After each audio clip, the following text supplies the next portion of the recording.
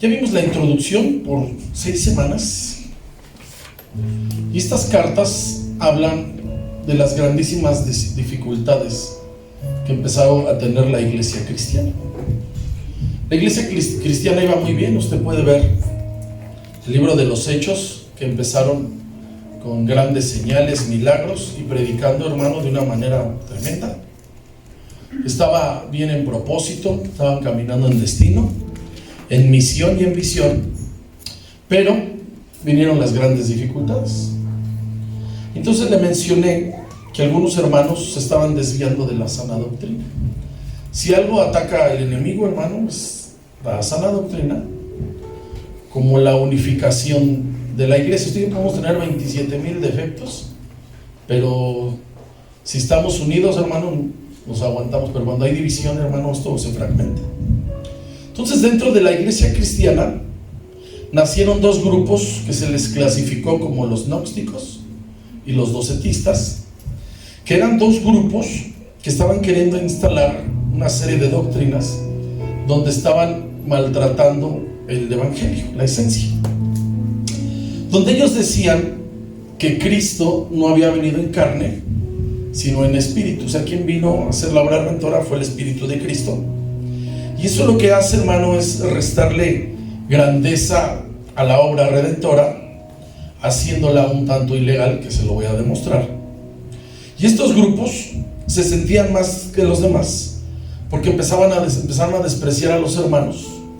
Si usted sabe, en un inicio, el encargo al Mesías era que tenía que predicarle el evangelio a los pobres. Hoy no.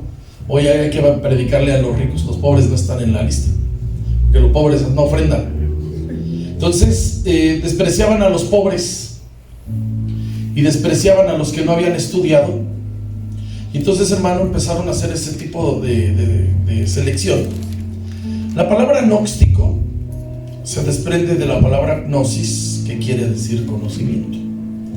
O sea que se empezaron a sentir más que los demás, porque de alguna manera tenían más conocimientos. Entonces, en aquel tiempo, quienes estudiaban eran los adinerados. Ahorita el gobierno les ofrece escuela hasta la universidad, y luego los posgrados, hay algunos que el gobierno te los da, pero en aquel tiempo quienes estudiaban, los ricos.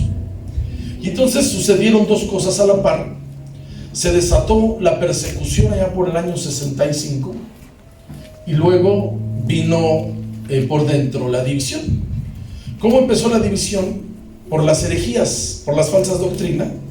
Y entonces, hermano, debemos de saber esto, entender que la iglesia de Cristo ha sido siempre doblemente atacada, de afuera y de adentro. Adentro, hermano, empieza alguien con ideas mafufas, y entonces, hermano, se empieza a desviar. Nosotros, hermano, vemos que la iglesia de Cristo ha permanecido por 2000 años, porque la cuida el Espíritu Santo. Veamos en la mañana que Dios siempre tiene un remanente que le es fiel. Así que vamos a retomar esto, hermano. Pedimos la ayuda al Espíritu Santo, que es el Maestro. Se llama así el libro, Demostrando la Superioridad de Cristo, y vamos al versículo 1. Dice: lo que era desde el principio, lo que hemos oído, lo que hemos visto con nuestros ojos, lo que hemos contemplado y palparon nuestras manos, tocante a quién, dice, al verbo de vida. Cualquier persona, hermano, cuando se dispone a hacer un mensaje hoy, con lo digital, hermano, se acabó cierta esencia en este tiempo que está escribiendo el apóstol Juan. Pues ellos escribían y era una bendición grande, ¿verdad? Y una persona que cayó preso y le dijeron: tienes derecho a meter dos cosas, y pidió hoja y papel, papel y con qué escribir, porque es una bendición, hermano, leer y escribir como usted no se imagina. Si hay algo, hermano, que uno agradece, es leer y escribir. Y entonces, hermano, cuando un ministro se prepara para predicar algún mensaje, le llaman sermón, pero no creo que sea lo correcto, algún mensaje, alguna enseñanza, siempre se plantea un objetivo a la vista. Y uno de esos objetivos es producir algún efecto en las mentes, en la manera de pensar. Otras veces queremos dirigirnos a los corazones, bendecir su espíritu. Es una bendición grande que usted, hermano, esté en los cánticos y su espíritu se conecte. Y ahorita que se abre la palabra, que su espíritu capte, hermano, es una bendición. Entonces, de alguna manera, lo que queremos es llegar a ustedes, a sus vidas, pero sobre todo que haya cambios, que siempre sea para mejorar. Y en esta carta, hermano, que inicia el escritor, que es el apóstol Juan, especifica sus objetivos de escribirle al pueblo y a sus hijos espirituales. Entonces vamos a ver algunos puntos. El primero es, lo primero que quiere enseñarles o decirles, que hay que tener comunión con Dios y con los hombres, que venimos nosotros, hermano, aquí a tener alguna relación. Por eso dice, ya nos mandaron a saludar 10 veces, pues salude a otro. Y al final, hermano, si usted tiene un tiempo, salude a los hermanos y pregúnteles cómo están y déles una bendición. Tratamos en las noches, hermano, orar unos por otros. Tratamos entre semana de orar unos por otros, porque somos una familia. Amén.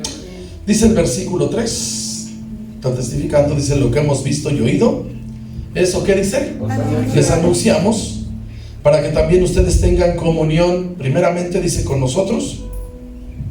Y nuestra comunión verdaderamente es con el Padre y con su Hijo Jesucristo. Usted sabe, hermano, que los humanos tenemos un espíritu, y ese espíritu necesita estar lleno, y el único que lo puede llenar es Dios. La gente lo busca hacer de una manera a veces errónea. Entonces fíjese, hermano, cómo el propósito del escritor de Juan, la intención es que las personas, que los hermanos tengamos una buena comunión, que tengamos comunión con Dios. Tratamos, hermano, de tener ciertas actividades donde nosotros, hermano, interactuamos. Entonces, hermano, a veces los mensajes ya no son con esa intención. A veces los mensajes empiezan a producir cierta división. Usted ve un programa de análisis cuando analizan la política, y todos están divididos, todos son azules, rojos, guindas, amarillos, verdes, no sé si hay otro color por ahí. Diría el Gustavito, dice que llegaron a pedir tamales verde o rojo y dijo turquesa. ¿Están divididos? Siempre, hermano, a veces si uno no cuida los mensajes, a veces los podemos desviar, haciendo ver quién es mejor, a ver quién hace más o a ver quién tiene más. A veces cuando tú te encuentras a un ministro y no sabe preguntar, dice, ¿y cuánta gente tienen aquí? ¿Y cuántos son aquí? ¿Y cuántos? O sea, hermano, no es de números. ¿De qué se lo digo? No es de números, hermano. Es predicar la palabra. Habrá lugares con 500 personas, ¿y cuántos están creyendo y obedeciendo? ¿Y cuántos son bola? Hay congregaciones que tienen cafeterías, que tienen librerías y no se meten al culto a adorar. Fueron por su café porque quedaron de ver a su novia. Y van a las tiendas de regalos cuando es grande. Entonces, dicen, va mucha gente, sí, pero el real cuenta la tiene el Señor. Entonces, hermano, dentro de la iglesia cristiana, a veces te descuidas y empiezas a competir con otros. Y no hay, hermano, ninguna guerra contra nadie, hermano, de aquí. Tenemos la indicación de orar por los hermanos. Si conocen los nombres, ore por ellos, hermano. Dios se va a encargar de traer gente. De eso se encarga Dios. No, voy a dar un ejemplo, ya si usted se ríe, hermano, voy a decir, todas las tienditas venden Coca-Cola, le pregunto si o no. Sí. ¿Y todas venden, sí o no? Sí. ¿Sí? Todos. No hay uno que diga, ese que vende ese que tiene Coca-Cola no la vende. Entonces, hermanos, si ese concepto tan bajo funciona, ¿cómo no va a ser cuando tú abres un lugar para adorar a Dios de una forma legal?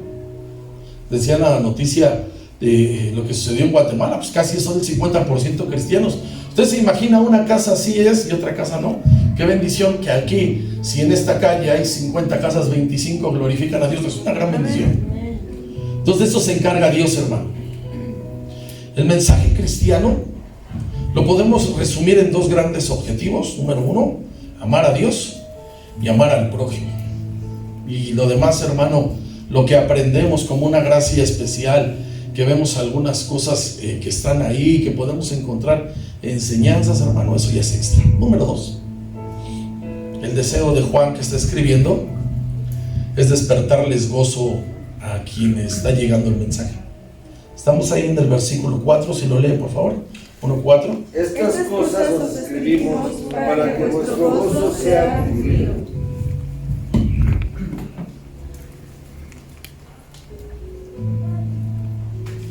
Muchos confunden la alegría y el gozo. La alegría, hermanos, se encuentra en el alma. Usted puede ir en un transporte y subirse a alguien a decir payasadas y decirle, me hizo el rato, lo puso alegre. Pero el gozo no, hermano, el gozo en el espíritu es permanente. Usted puede estar en una situación difícil y estar gozoso, ya si su cara no le ayuda, pues ya. Tampoco eso quiere decir que va a tener usted la sonrisa de oreja a oreja y se le va a ver hasta las muelas del juicio de la... El gozo, hermano, es la esencia del cristianismo. Los dones espirituales, los que usted aquí se cuentan 12, no sé si a lo mejor hay más, se pueden imitar. Se puede ver al diablo que imite hasta las lenguas. Puede imitar todo menos el gozo. El diablo no produce gozo. El diablo produce tristeza, amargura, depresión.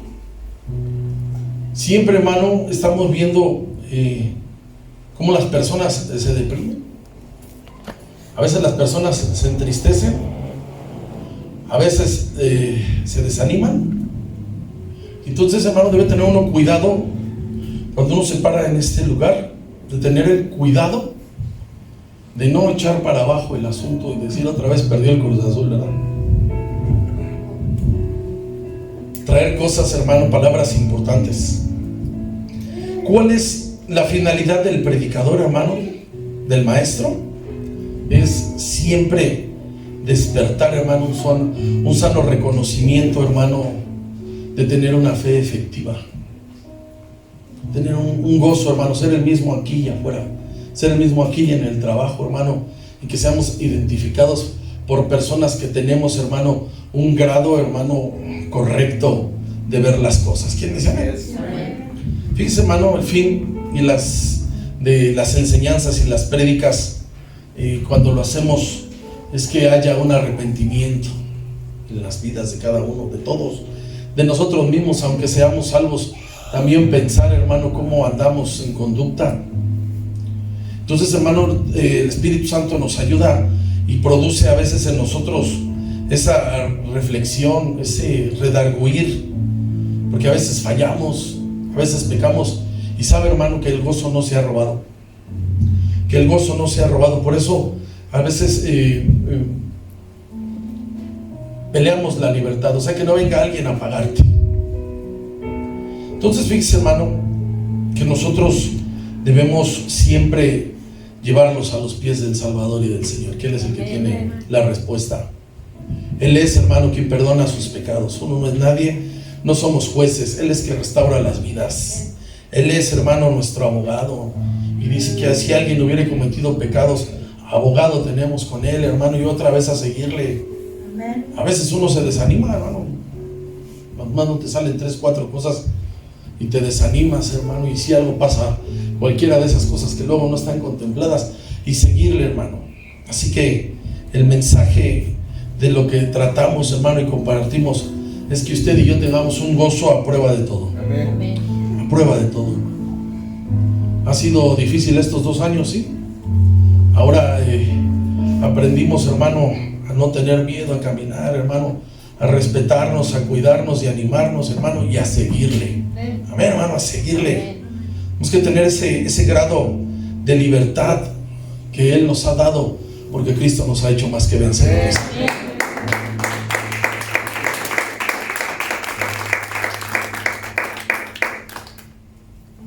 Que venga lo que venga, hermano, y que pase lo que pase, Él es tu Señor.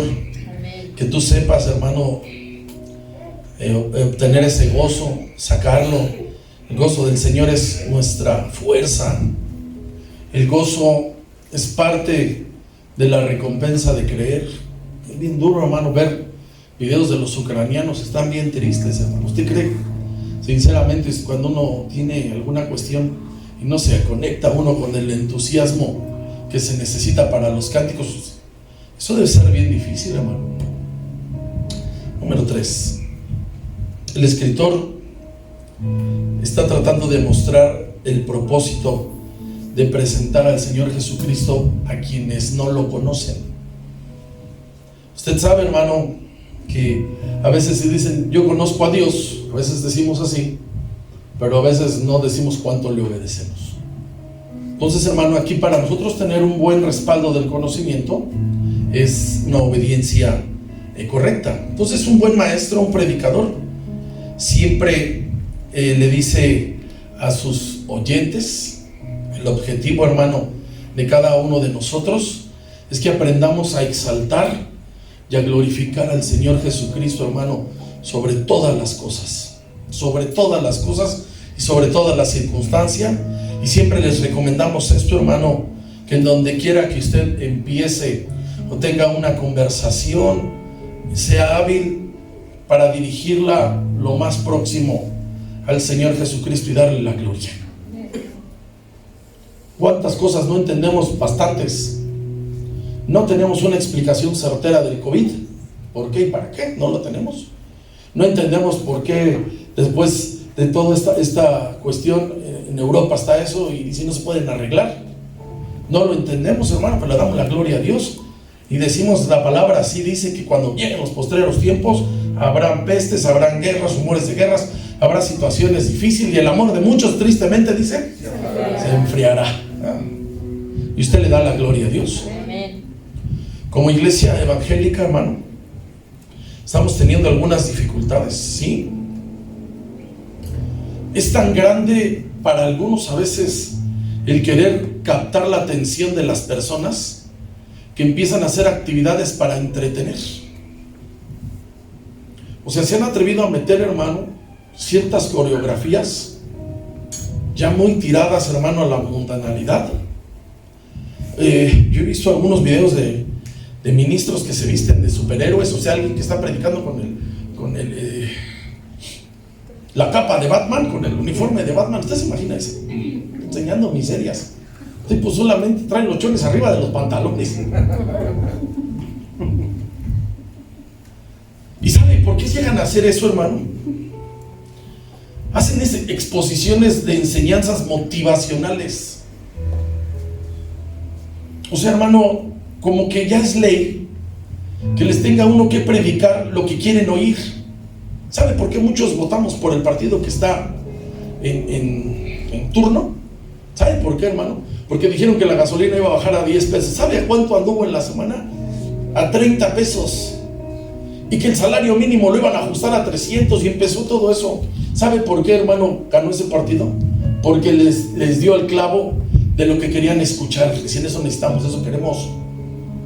Y entonces en las congregaciones ya no se quiere predicar, hermano, la sana doctrina, la demanda, la santidad, las buenas conductas, el amor al prójimo. No, es mejor que los empoderen y digan, tú eres grande y Dios te ha dado y eres conquistador. Y, pues claro,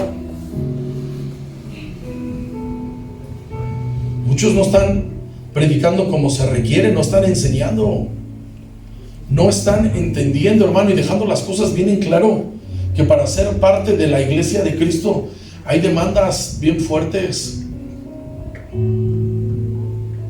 que tienes que morir a tu vida. Muchos andamos en un extremo peligroso, lo que es el humanismo. O sea, se habla mucho del ser humano como ser, tomando que es la máxima creación de parte de Dios, que le ha dado gobierno, y con cosas, hermano, donde lo inflan mucho. Le dan una superación personal y le dicen que Él todo lo puede y que Él todo lo puede, hermano. Es bien sufrido el liderazgo en la iglesia, como no se la imaginan. Hacen una revoltura y dicen, Abraham tenía bienes, sí, Abraham era empresario. Jacob tenía bienes, Jacob era empresario. David tenía bienes, sí, pero él era político. Usted ve, hermano, a los profetas bien sufridos.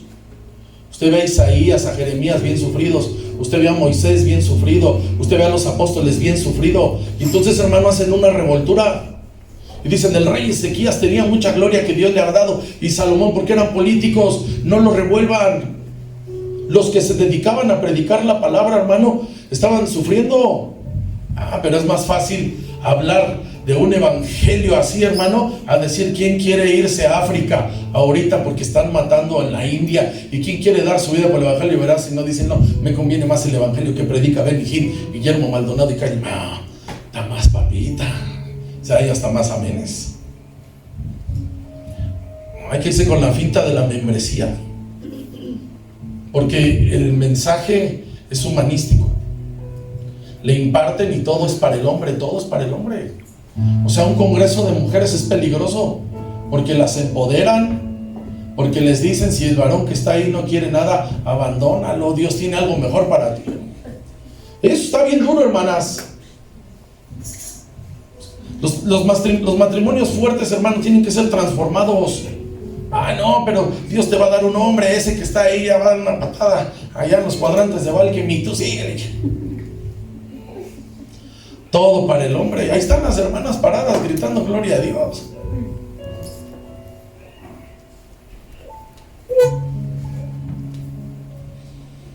Se les ha olvidado, hermano, que es fundamental que tengamos comunión unos con otros, hermano, aquí. Que tengamos comunión con Dios, que compartamos las oraciones. Entonces, hermano, cuando tenemos esas situaciones, tenemos que aprender a encontrar el verdadero gozo. Y el gozo, hermano, o la felicidad no están en las cosas de afuera. Muchas personas piensan que entre más tienen, más felices pueden ser.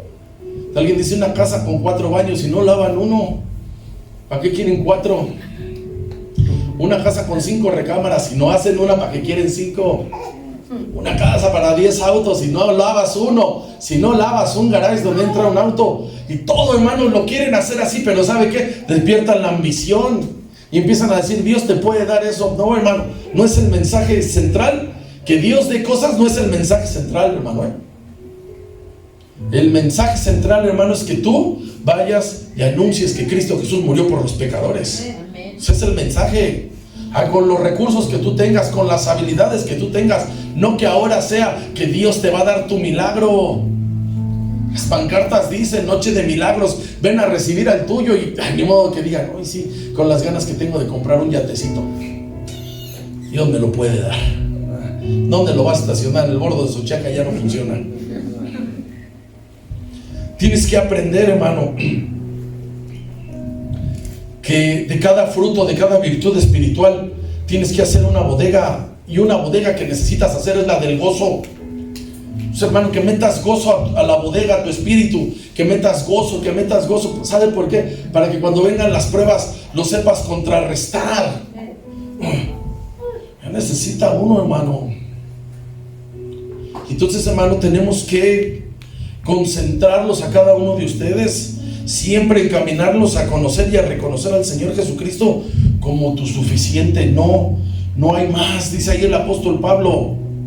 Así que si tienen sustento y abrigo, estén contentos. Estaban en persecución. ¿Cómo iban a desatarles a decir, hermanos, ustedes que viven en las 7 iglesias, hermano, que estamos viendo del Apocalipsis, a ellos los que están ahí, los ricachones esos, ¿de dónde, hermano, se había que subsistir con tu vida? Y te quieren sacar eso, como ahorita estos 2 años que les dijimos, hermano, usted provea para su casa, provea. ¿Cuántos les mocharon las horas de trabajo y el sueldo? Ni modo de decirles, hermanos, a ver cómo le hacemos, hermano, vamos a salir y luego vemos a compartir y a comer verduras.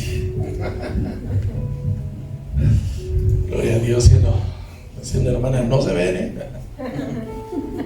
no se ven. Uno que es de complexión gruesa, diría que.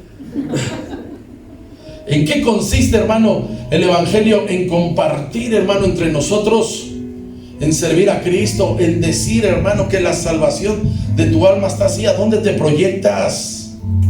Qué difícil fueron los primeros meses cuando las personas se morían, que los metían, tan doloroso que se veían las escenas en los hospitales de la gente que se moría, de la gente que estaba desesperada, que los metían y se los entregaban muertos. voy a decir que eso era fácil. Damos gozo, hermano. Entonces fíjese cómo el Señor Jesús, o más bien Juan aquí, que está dando a conocer cómo vino Cristo de una manera estratégica y vino a darse a conocer a sus paisanos, los hebreos, porque Cristo Jesús dijo así, que Él había venido a buscar y a salvar, ¿qué, hermano? Lo que se había perdido. ¿Qué se había perdido? El gobierno del hombre. Estamos ahí en primera carta de Juan, capítulo 1. Dice el versículo 2. Dice, porque la vida fue manifestada, y dice, la hemos visto y testificamos, y les anunciamos la vida eterna, la cual estaba ¿con quién? Con el Padre. Y se nos manifestó Cristo. Está hablando Juan. Lea versículo 3, por favor. Lo que hemos visto y oído, eso os anunciamos, para que también vosotros tengáis comunión con nosotros, y nuestra comunión verdaderamente es con el Padre y con su Hijo Jesucristo. Dice aquí, hermano, que él ha oído a Cristo. Y siempre, hermano, esto es bien importante entender esto. Nuestro Dios es alguien que siempre habla. De hecho, lo que vemos es su palabra, porque Dios siempre les está hablando. Dios no está mudo, hermano.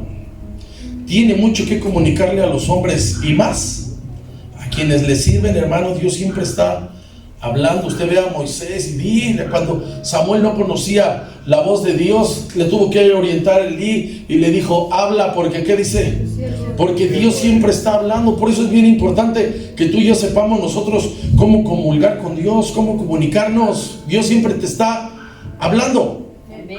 Mire qué le pasó, hermano, a un rey que se llama Sedequías. Vamos al 37 de Jeremías.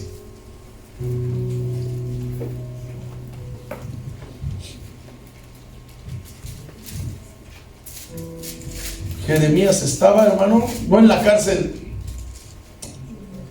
estaba en la cisterna. O sea, fíjense cómo hay niveles. Si alguien dice estaba en el patio de la cárcel, por ahí dice que estaba en el patio de la cárcel. Aquí estaba más abajo, estaba en la cisterna. Y entonces había infinidad de dificultades en el reino y nadie tenía palabra más que Jeremías. Y Jeremías estaba ¿en dónde? En la cisterna. O sea, el que traía la solución, como José. Cuando está preso en Egipto, iban a venir cosas difíciles a esa zona, y el que tiene la solución estaba en la cárcel. Pero así es Dios, hermano, de grande. Que hacen las cosas no para que todos le quieran entender, hermano. Dice así el 16, 37 y 6. Dice, entró pues Jeremías en la casa de ¿qué? De la cisterna. Y en las bóvedas, y habiendo estado allí Jeremías, ¿cómo estuvo? Muchos días. El rey Sedequías envió y le sacó y le preguntó el rey secretamente en su casa. Y le dijo, ¿hay palabra de Jehová? ¿Qué contestó Jeremías, hermano? ¿Qué dijo? Mas en manos del rey de Babilonia, ¿qué dice? Que le salió caro preguntar. Entonces, hermano, tenemos nosotros, hermano, que saber que Dios siempre tiene algo que decir.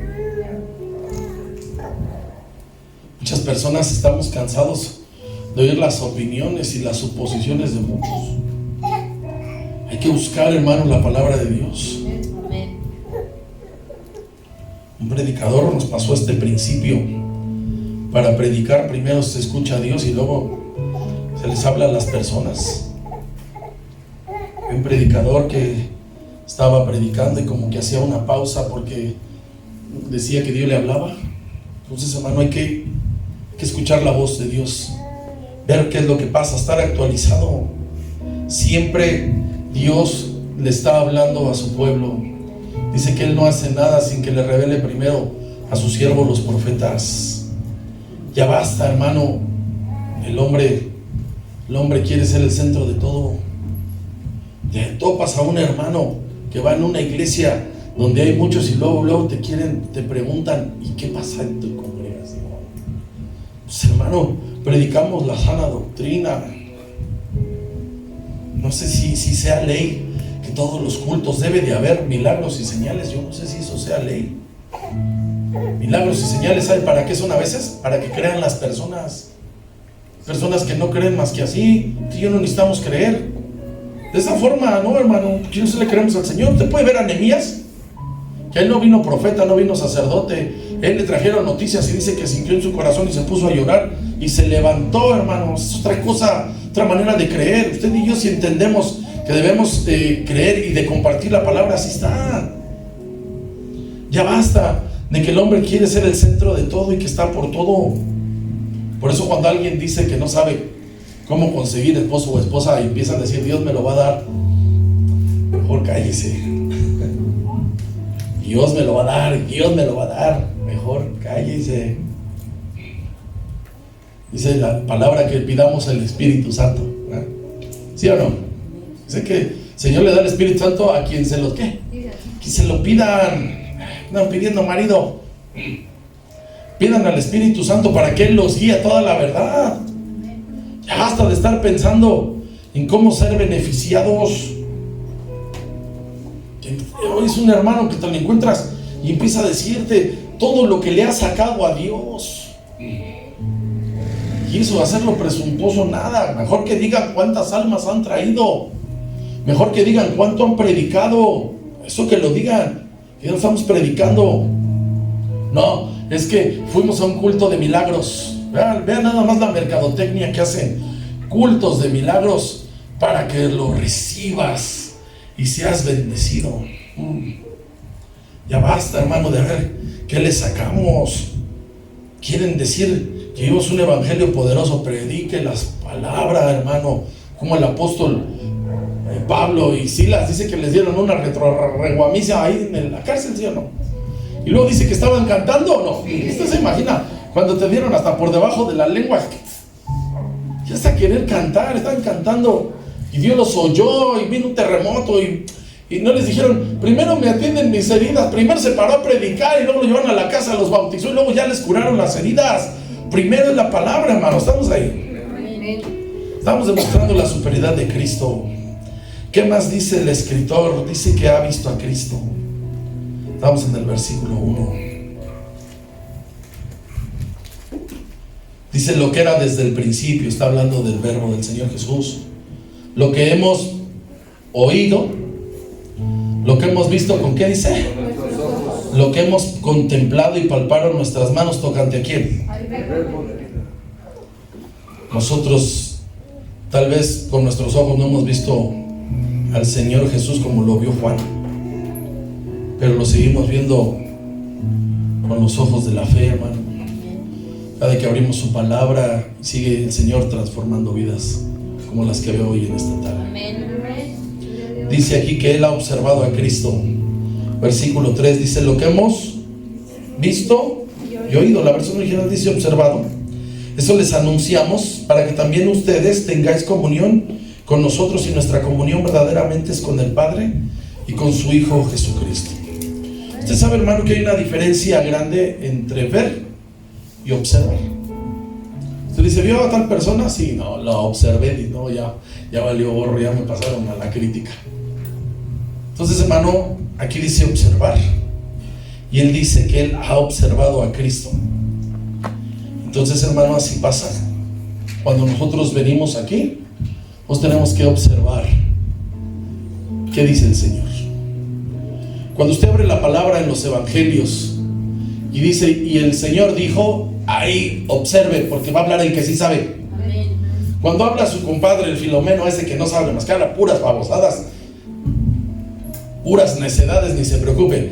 Pero cuando dice que va a hablar el Señor Jesús, observamos detenidamente qué va a decir el que sí sabe. Dice la palabra, hermano, que cuando vieron a Juan, salieron a verle. Dice el 24, está el Señor dándoles testimonio. Dice así: cuando se fueron los mensajeros de Juan, comenzó a decir de Juan a la gente: ¿qué saliste a qué? Dice, a ver al desierto. Una caña sacudida por el viento. ¿Más que saliste a ver? A un hombre cubierto de vestiduras delicadas. He aquí, los que tienen vestiduras preciosas, o sea, las nenas, viven en deleites y están en los palacios de ¿quiénes? De los eunucos, esos, los que nacieron para hacer vitrinas. ¿Más que saliste a observar a un profeta? Así les digo que salieron a ver más que un profeta. Entonces fíjese cómo Juan El escritor está hablando y está diciendo que cuando vino el Señor Jesucristo, le observó. Dice Juan capítulo 1, Evangelio de Juan. Ya si me meto un poquito del miércoles, pues luego ya te pasas para acá. Nos torció el asunto así de grueso. Juan 1, ya está. Tanto el Evangelio de Juan como las cartas y el Apocalipsis hay un promedio como de 20 años en lo que se escribió, más o menos, del 90 al 110. Dice el versículo 14, dice: y aquel verbo fue hecho carne y habitó entre nosotros. ¿Y qué dice? Y vimos su gloria. Y observamos su gloria, gloria como del unigénito del Padre, lleno de gracia y de verdad. Entonces, hermano, aquí está el secreto. Hay que observar al Señor. Usted viene, hermano, les decía yo el viernes que aquí tratamos de escudriñar, de escarbarle, hermano, y aquí habla de observar. Y dice aquí también Juan que sus manos tocaron a Cristo. Cuando el Señor Jesucristo resucita, les dice que lo toquen, hermano. Dice Lucas 24, cuando Él resucita y que fueron las mujeres y le quisieron dar su beso, Él les dijo: no me toquen porque no he sido glorificado. Aquí ya había sido glorificado. Entonces ellos, hermano Juan, que está escribiendo, él dice que le tocó el privilegio de tocar al Señor. Lucas 24. Ellos estaban diciendo cosas. 24:39.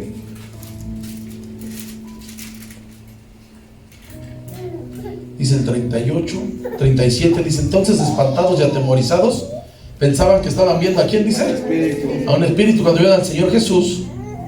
Pero Él les dijo: ¿por qué estáis turbados y vienen a vuestro corazón estos qué? Pensamientos. Mirad mis manos y mis pies, yo mismo soy, palpad y ved, porque un espíritu, ¿qué dice? No tiene carne ni huesos, como veis que yo tengo. Fíjese lo que le voy a decir, hermano. Esas personas que les pusieron ese nombre de docetistas se sentían mega espirituales, y ellos decían que el Señor Jesús nunca tuvo un cuerpo de carne como todos los seres humanos, sino que era, aquí dice un fantasma, pero es un espíritu. Y ellos se negaban a creer que Dios iba a llegar a ensuciarse con los humanos. Entonces el apóstol Juan insiste que el Señor Jesús se dio a conocer realmente como un hombre como nosotros. O sea, también practicaba cosas que hacemos nosotros. Entonces fíjese, hermano, lo que está pasando, como el Señor Jesús, para hacer la obra redentora, tuvo que hacerse completamente humano. Y la doctrina gnóstica decía que vino en espíritu, y eso niega la eficacia de recuperar lo que se había perdido. O sea, sería ilegal. Y Dios, hermanos, si algo tiene el Señor, es que Él todo lo hace legal. Y si no, piensa en todas las oraciones ilegales que ha elevado y que no han sido contestadas, y diga: Señor, dame ese hombre, pero está casado, dámelo, yo lo quiero para mí. Y luego dicen: el Dios me lo prometió. No es cierto. Ore y ore, pura ilegalidad. Ay, no dijeron amén, pero... Entonces, la eficacia de la obra redentora era que el Señor viniera en carne. Vamos a primera carta a Timoteo capítulo 3.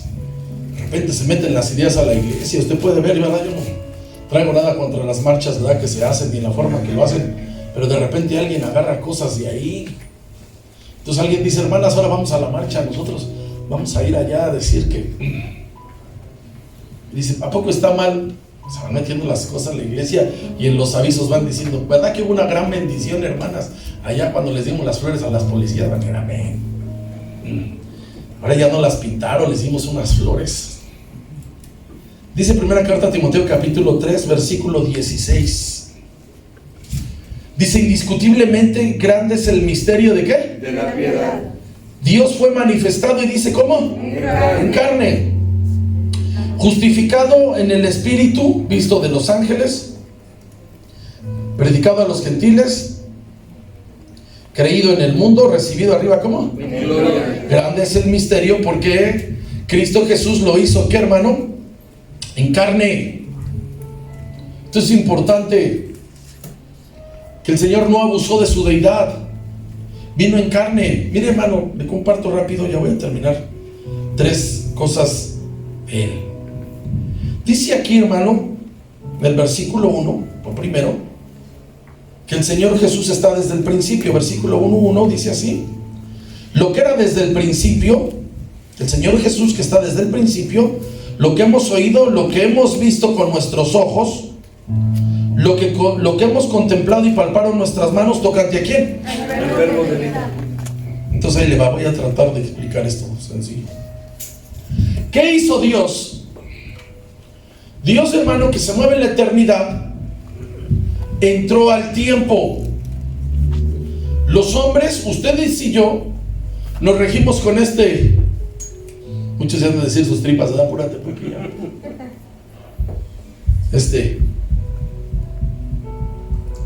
Dios no se mueve en Él se mueve en la eternidad. Y esto es difícil de explicar, porque la eternidad invadió el tiempo, donde es gobernado el hombre. Dios, Cristo, Señor Jesucristo, siendo Dios, viviendo en la eternidad, se hizo hombre, que el hombre habita ¿en qué? Tiempo. En el tiempo.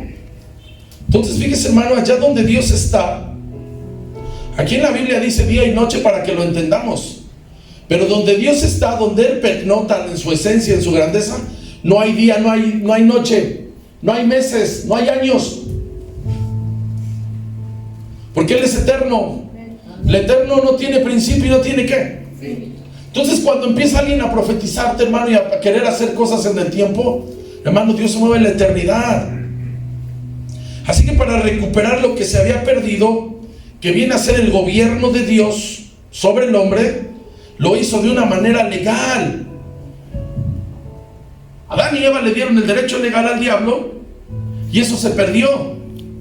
Entonces, para hacerlo legal, Cristo vino como llegamos todos. ¿Cuántas semanas, hermanas, se gesta un niño? ¿40? ¿38, 40? Eso hizo el Señor. Él llegó de una manera legal a una mujer y estuvo las 38, las 40 semanas ahí. Vamos a Isaías 9:6. Dice, porque un niño, ¿qué dice? Nos es, ¿cómo? Nos es nacido. Sus hijos, ¿cómo llegaron? Nacidos de su vientre, hermana. Porque un niño nos es nacido. ¿Cómo va a llegar el Mesías? Nacido como un niño. Hijo nos es dado y el principado sobre su hombro está el llamado, y se llamará su nombre admirable, consejero, Dios fuerte, Padre eterno, príncipe de paz. Y empieza y sigue: lo dilatado de su imperio y la paz no tendrá límite sobre el trono de David, sobre su reino, disponiéndolo, confirmándolo en juicio y en justicia desde ahora y para siempre. El celo de Jehová de los ejércitos.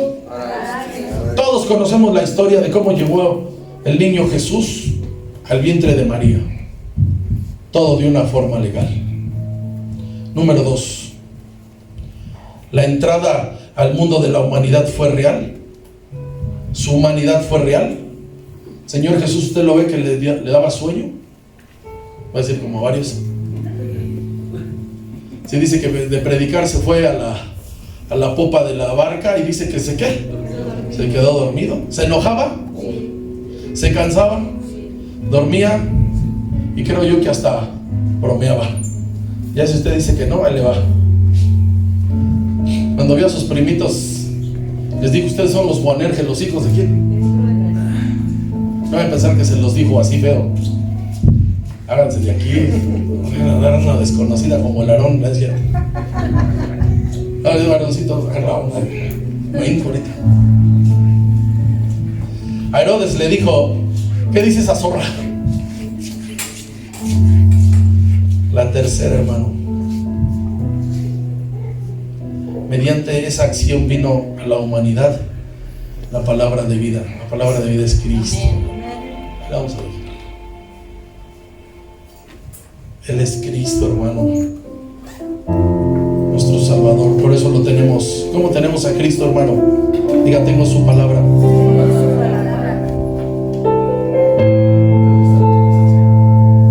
Ahí le dejamos.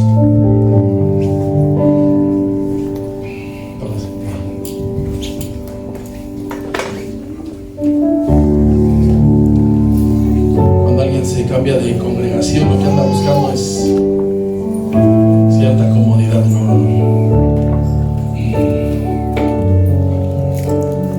Hay que predicar la palabra, y predicamos al Dios vivo, y predicamos a aquel que se hizo hombre. Así que en esta tarde, hermano, y dale gracias. Tú eres el predicador. Tú eres el predicador. A donde tú vas, a donde tú estás, tú predicas